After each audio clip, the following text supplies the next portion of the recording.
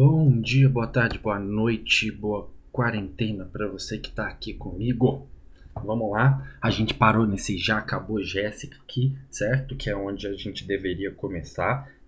Para quem estiver precisando de uma breve revisão, eu fiz bem breve mesmo, tá? Uma certa revisão aqui, tá no nosso vídeo de número 1. Esse aqui é o vídeo de número 2, que é o vídeo da nossa aula de agora, certo? Então, aqui a gente vai falar um pouquinho das condições de Gauss. Então a gente vai fazer um estudo analítico dos espelhos esféricos, que são as equações que Gauss propôs, certo? É necessário que vocês percebam primeiramente, ok, que eu tenho aqui uma formulazinha. Essa aqui é bem simples, né? Que o foco é a metade do raio. A que me interessa de fato é essa aqui que fala que 1 sobre F é igual a 1 sobre P, que é mais 1 sobre P'.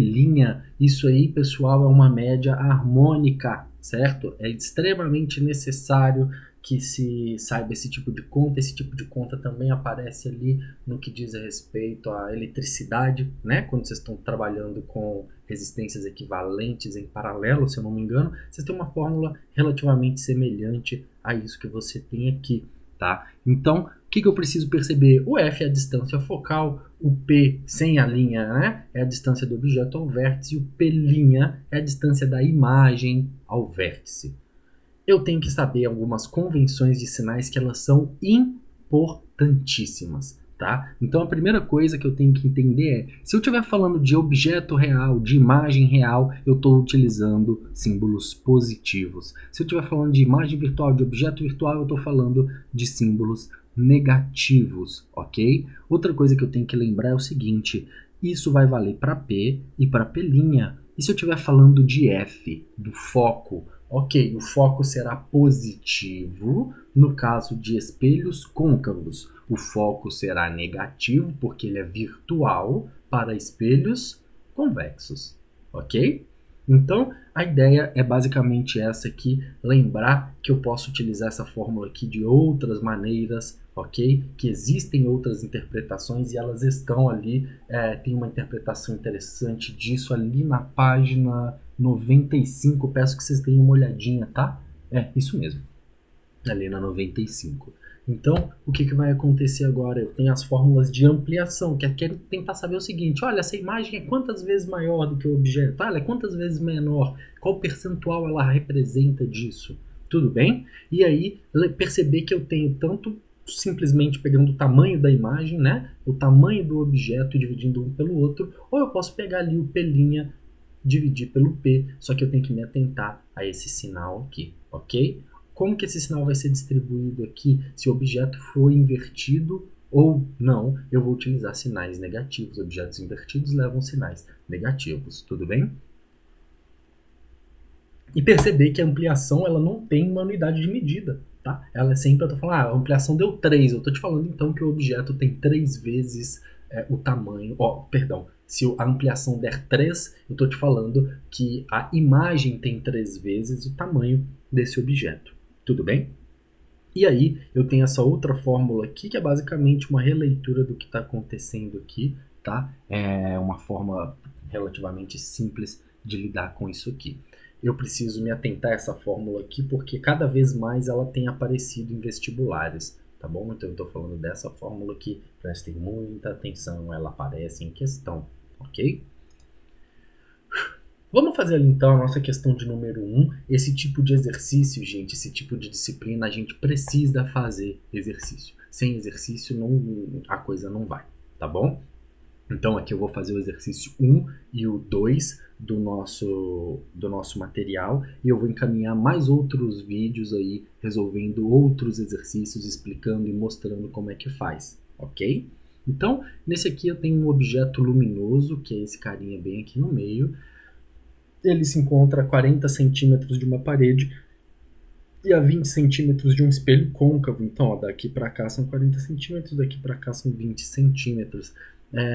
E ele tem uma imagem nítida do objeto nesse espelho não, desculpa, na parede, né? Então, um objeto luminoso encontra-se a 40 centímetros de uma parede e a 20 centímetros de um espelho côncavo que projeta na parede uma imagem nítida do objeto, como mostra a figura. Ele quer saber, considerando que o espelho obedece às condições de nitidez de Gauss, ele quer saber qual é a distância focal desse espelho, ok? Então, preciso descobrir qual é a distância focal desse espelho e vou usar aquela fórmula lá do 1 sobre F, que é igual a 1 sobre P mais 1 sobre P'.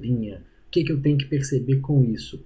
Primeira coisa, 1 sobre F não tem como substituir, certo? Porque o que eu estou procurando é justamente a distância focal representada pela letra F. Agora, aquele 1 sobre P eu consigo fazer facilmente. P é a distância do objeto para o espelho. Tranquilo, né? 20 centímetros. E aí entra o pulo do gato, porque muita gente ia chegar aqui, ó, no P' e colocar 40 centímetros, né? Ai, professor, eu faria isso. Tranquilo, eu também faria se não estivesse prestando atenção.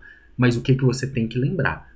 P é a distância do objeto para o espelho. Então, esse 20 aqui, ó, é a distância do objeto até o espelho, tá? Esse 60 aqui, ele vem de 20 mais 40, que é a distância da imagem até o espelho, tá bom? Então, o que esse cara fez? Colocou lá 1 sobre 20, 1 sobre 60. Lembrar que esse 1 sobre 20, se eu multiplicar aqui por 3 e aqui por 3, eu fico com 3 sobre 60, ok? Ou simplesmente coloque o mínimo múltiplo comum aí e faça a sua maneira. O importante é fazer, tá? Então, fiquei lá com 4 sobre 60, ele inverte tudo e chega lá uma resposta de F igual a 15 centímetros. Opa, me desculpem, deixa eu voltar aqui. E aí a nossa alternativa correta seria a alternativa A.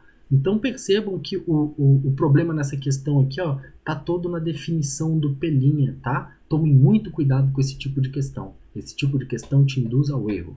Cuidado! Aí eu tenho a nossa segunda questão, que diz o seguinte: a figura representa um objeto e sua respectiva imagem conjugada por um espelho esférico quando o objeto é colocado perpendicularmente e em repouso sobre o eixo principal do espelho. Sabendo que o objeto é 4 vezes maior do que sua imagem e que ele está a 20 centímetros do espelho, então a distância entre o espelho e o objeto é 20 centímetros e a ampliação é 4 vezes, ok? A distância focal desse espelho é. Então, como ficaria a resolução disso? Vamos lá.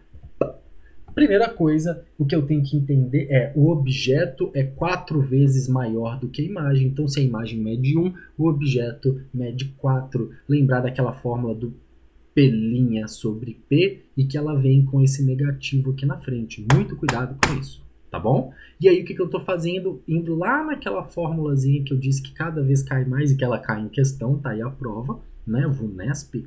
Então, o que eu vou ter aqui? F dividido por F menos P. Eu já sei que o A de ampliação vale menos 1/4, né? Que é a razão entre imagem e objeto, e coloquei ali a substituição, sabendo que esse P aqui, ó, ele não é um P', tá? Ele vale 20, porque ele é a distância do objeto e do espelho, tudo bem?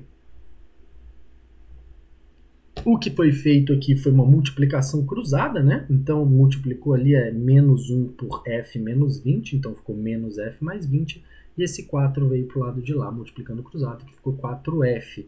Então, o que ele fez foi pegar o F, jogar para o lado de lá, ficou 5F igual a 20, F igual a 4. Percebam que é uma questão cuja conta é muito fácil. O raciocínio lógico da matemática disso é muito tranquilo, tá? O que é o problema aqui? Entender que a mesma fórmula de ampliação pode ser vista de duas formas diferentes e conseguir juntar a parte do raciocínio lógico disso tudo, tá bom?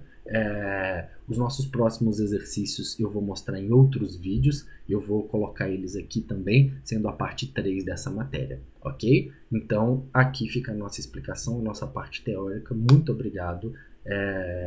Perdão pelas pequenas falhas técnicas, tá? Porque é a primeira vez que eu estou usando esse tipo de recurso aqui ainda, dessa forma, tá bom? Muito obrigado. Espero que vocês consigam aproveitar as aulas.